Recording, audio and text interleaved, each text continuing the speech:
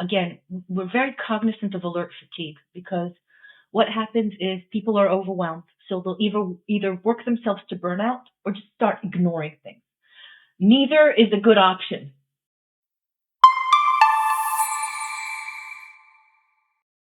Welcome back to the next episode of Simplyblock's Cloud Commute podcast. This week, I have another person or another guest from the security space, something that really is close to my heart. So thank you for being here, Oshrat. Is that actually correct? I forgot to ask up front.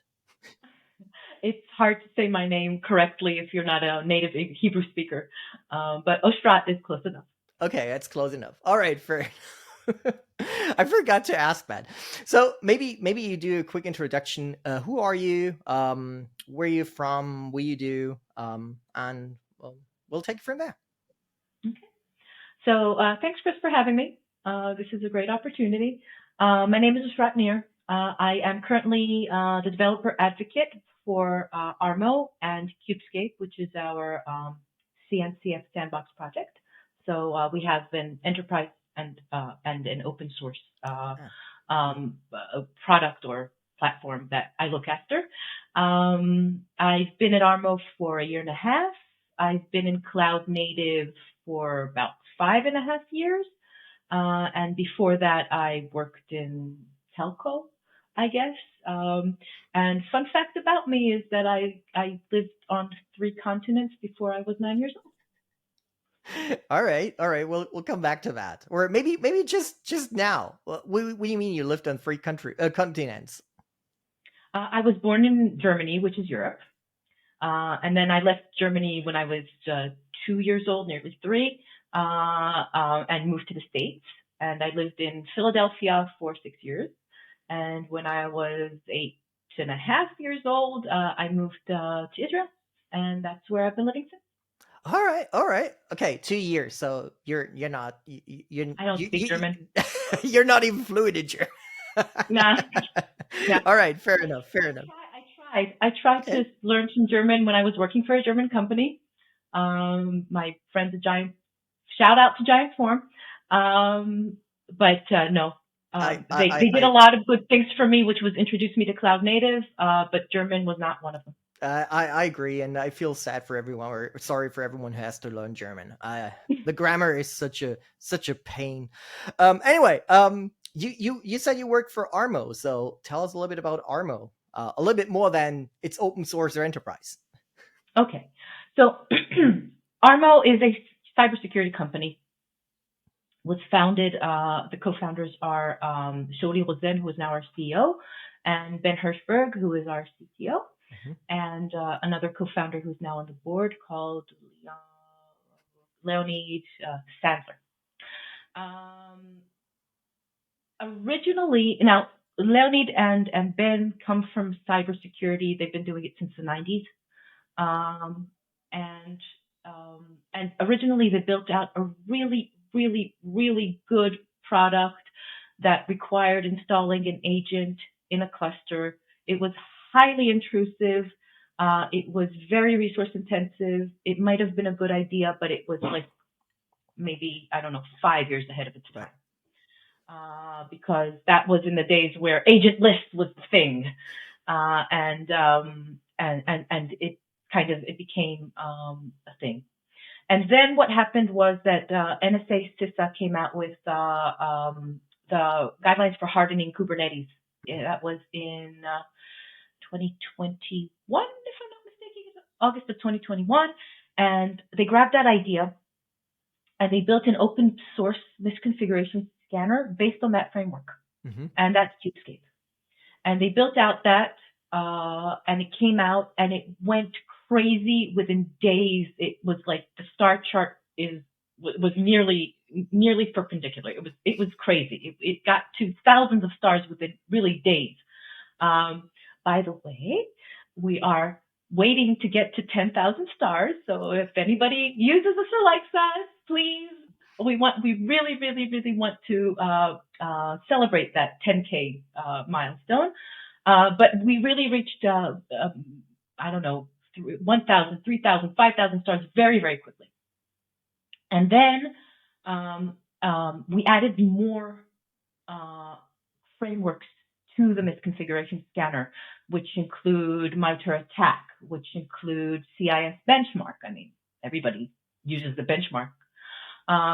And these were all things that allowed people to easily adhere to these frameworks and helped with what continuous compliance and that sort of thing. But you can't, I don't know, Alice in Wonderland, if I were to quote Lewis Carroll, you need to run in order to stay in place, said the Red Queen to Alice. So we had to continue to develop the product into a platform because the misconfiguration scanner is not enough. And then we went into CVE scanning, image scanning. So there's image scanning, repository scanning, you can scan the cluster. And we also have an agent list flavor, which was the original way we worked. And then we decided to, even though past experience, we saw that the market was good for that, an agent as well, an operator that you put on your cluster, because things that you can see from inside the cluster are not the same as things that you can see from outside the cluster.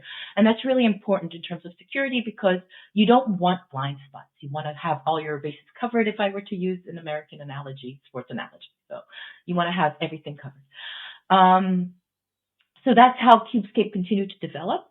At the end of 2023, it was December of 2022. We were accepted, Kubescape was accepted by the CNCF as a sandbox project. First misconfiguration scanner in the CNCF, and we're still there, and we're happy, and we're growing, and we're at a bid for incubation. So if I do another plug here now, if you're using Kubescape and you love it, please add yourself to the adopters list because we want to get to incubation in 2024. And we're kind of, we only have 7 months to go. So yeah, please help us with that. And now, and what happened when we went into, when Kubescape was accepted into the CNCF, we had to break it out of our enterprise offering, out of our commercial offering. So we broke it out, and now we have two offerings. We have ARMO Platform, which is the enterprise offering. It's either SaaS or as a private installation, whatever works.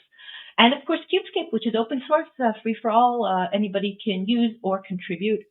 And it seems that people really know and love Kubescape, but this is the impression that I got from when I came back from Paris at KubeCon. I mean, people stopped at the ARMO booth and it goes, "Oh, you're Kubescape." So yeah, Kubescape is very known. It's a known brand, and people seem to like it, which is great. Makes me really happy. Right.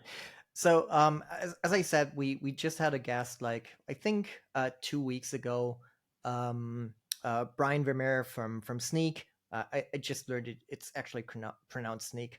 All right. And they're also in the security space, but from my understanding, ARMO is slightly different. So Sneak mostly looks at like the developer and the build pipeline, trying to make sure that all possible vulnerabilities are found before you actually deploy. That common coding mistakes, like the typical SQL injection, all that kind of stuff is caught before it actually can get into production.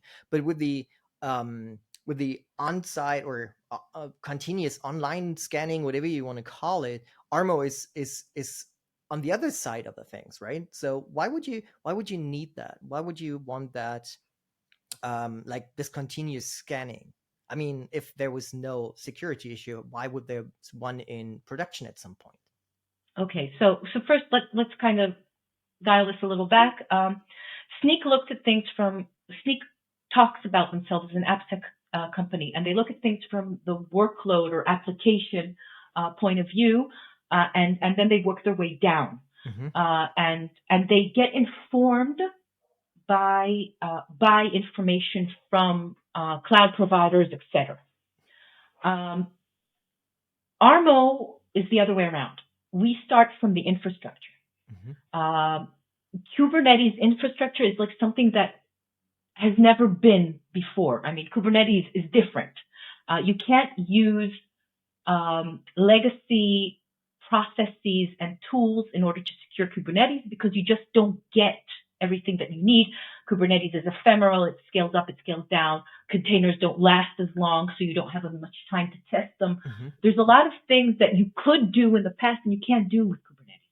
So the way we look at securing Kubernetes and by extension the applications or the workloads running on it is the fact that we start from the infrastructure. We work off of those frameworks, best practices that we talked about, and we use runtime to inform our security. Because one of the main problems that people securing Kubernetes have is the fact that if they work according to best practices, their applications break or may break or break at points. Right. And what you need to do is understand application behavior and then secure the infrastructure informed by that. So it's sort of a different perspective. We kind of do bottom up and Snyk does top down. And we kind of meet at the application, I would say, I guess, because I don't think Snyk goes all the way down to Kubernetes. And we don't go all the way up to the SACE or SACT or all of those four little acronyms that, aren't exactly in the Kubernetes world, but over Kubernetes. So as a company, I actually want both tools, right? I want the development side, the bottom up, to make sure that I don't have, that I catch as much as possible before even going into production. And I want the top down approach in production to make sure that nothing happens at runtime, because I think ARMO also does like compliance testing in terms of that my policies are correct. It does it looks for misconfiguration, so it looks much more on the operational side, stuff that a lot of the other tools I think will not necessarily catch easily. Correct. ARMO looks, again, we are there throughout the software development lifecycle from the beginning, even to the point where you do registry scanning and repo scanning and image scanning before. And then as you write things and as you build out your pipelines, you put security gateways in the pipelines using ARMO. And an interesting thing, we have started to leverage eBPF a lot for many of the things that we do. In order to reduce the signal to noise ratio. One of the problems that there is in the world of DevOps and in the operations is alert fatigue, a lot of false positives. And people, they're so overwhelmed. And there's also a missing piece because again, even in the world of CVEs, when you're looking at, when you're judging things only by their CVSS, only by the severity and the score of the CVE, then you might not be as efficient as you need to be, because sometimes you have a high severity vulnerability somewhere that doesn't even get loaded into memory. So it's not a problem that you have to deal with now. You can deal with it somewhere in the future when you have time, which is never, because nobody ever has time. But the idea is, again, informing what happens in operations by saying, okay, this is the way the application or the workload needs to work. And this is why I care about this vulnerability and not that vulnerability. Right. Okay. Now, speaking of that, ARMO is working on introducing, we already have this in beta in Kubescape, but it's coming out at ARMO as well, on cloud native detection and response, like runtime for runtime. So we have built out, since we've been working with the workload, since we've been using eBPF to see how applications are supposed to act so that we can secure the infrastructure without breaking the application. What we're doing now is saying, okay, so now we know how the application needs to act, so I can actually alert you on when it's acting abnormally. And then we have anomaly detection. I can actually detect the fingerprints of a malware, and then I can flag that and say, look, this might be problematic. You might be needing to look at this because you might have a virus, because people might be scanning CVEs. And sorry for the 90s reference, but I'm a Gen Z and I'm a Gen Xer. People might be scanning for CVEs, but they're not looking for viruses on images. And that's just the problem waiting to happen. Especially with something like the XZ issue just like recently. There you go.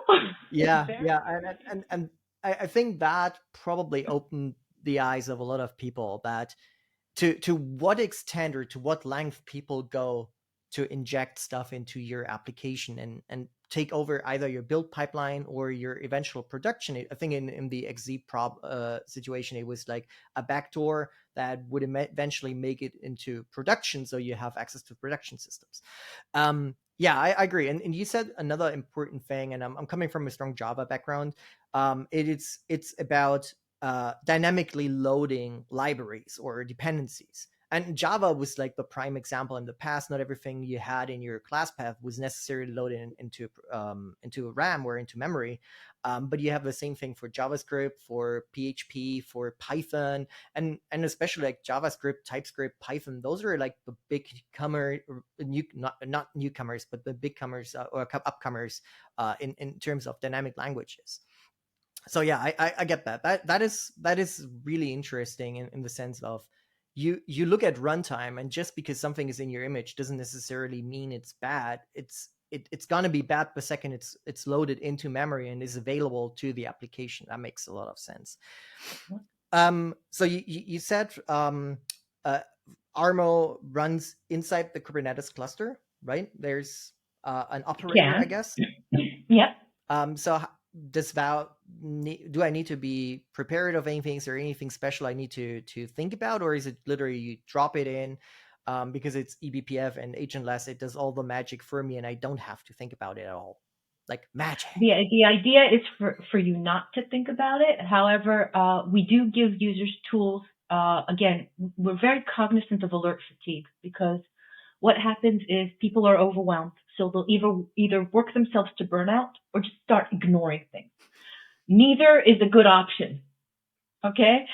So what we want to do is we keep thinking about the usability, about the processes, not just the UX, but about the processes that are involved. So we have configurable security controls. Mm-hmm.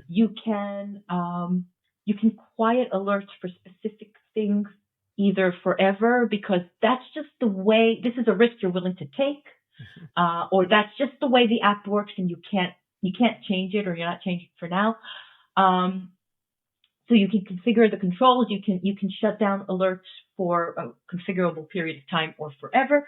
And all of these things are in order to bring you to the point where you really, really, really focus on the things that you need to fix, and you increase the efficiency of your security work. You only fix what needs to be fixed. A good example here is attack paths.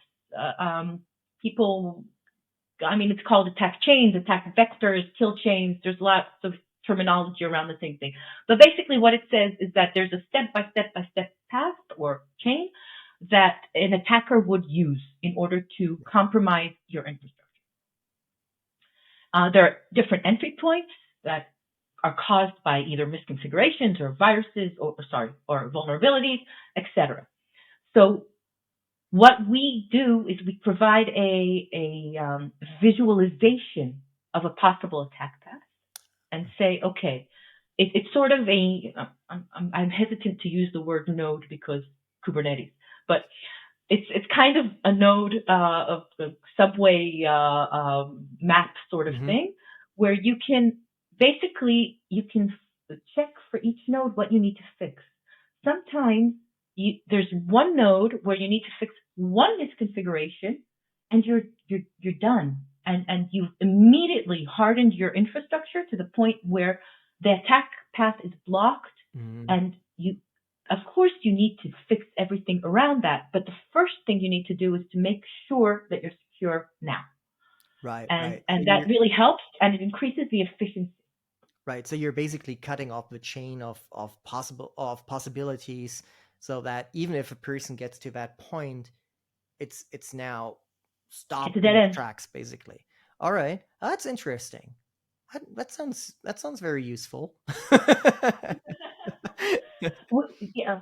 I think that's an important thing, because that's basically our North Star, where we're saying we know that security work is hard. We know that it's been delegated to DevOps people that don't necessarily like it or want to do it and are overwhelmed with other things and want to do things that they find more interesting, which is great.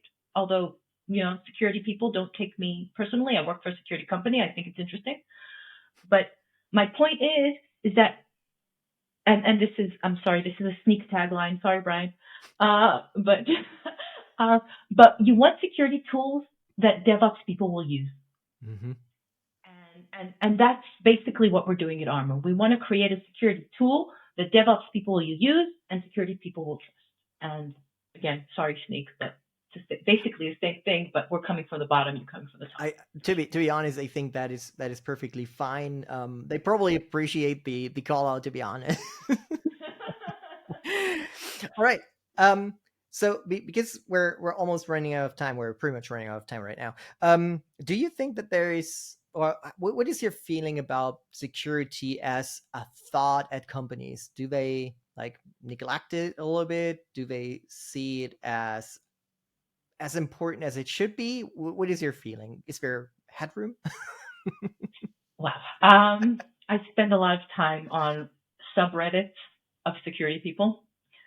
These people are very unhappy. I mean, some of them are really great professionals that want to do a good job and they feel that they're being discounted. Again, there's this problem where there are tools that they want to use, but the DevOps, that the people that they serve them to don't want to use. So there needs to be a conversation. Security is important. Okay, F-16s run on Kubernetes. Water plants, sewage plants, a lot of important infrastructure runs on Kubernetes. So securing Kubernetes is very important. Now, in order for that to happen, everybody needs to get on board with that. And the only way to get on board with that is to have that conversation and to say, okay, this is what needs to be done. This is how we think you need to do it. Are you on board? And if not, how do we get you on board? Mm-hmm. And one of the ways to get you on board is, okay, look, you can put this in the CI/CD pipeline and forget about it until it reminds you. You can scan a repository every time you pull for it, or an image every time you pull it. You can, you have a VS Code plugin or a GitHub action. And all of these things are in order to have that conversation and say, look, security is important, but we don't want to distract you from things that you find important. And that's a conversation that has to happen all the time, because security doesn't end. Right. Okay, last question. Any predictions or any thoughts on the future of security? Anything you see on the horizon that is upcoming, or that needs to happen from your perspective? Runtime is upcoming. If like 2 years ago, shift left was the thing. Nobody was talking about anything else except shift left security. Shift security left. DevOps should do it. Shift it left. We're done. We've shifted left. Mm-hmm. And we found that even if one thing gets through our shift left, our production workloads are in danger. So next thing on the menu is runtime security. That is a beautiful last sentence. Very, very nice. Thank you for being here. It was a pleasure having you. And I hope we're gonna see. I think we never met in person, which is really weird. But since we're both in the Kubernetes space, there's a good chance we do, and I hope we really do. So thank you very much for being here. Thanks so much for having me, Chris. It's great. For the audience, next week, next episode, I hope you listen in again. And thank you very much for being here as well. Thank you very much. See ya.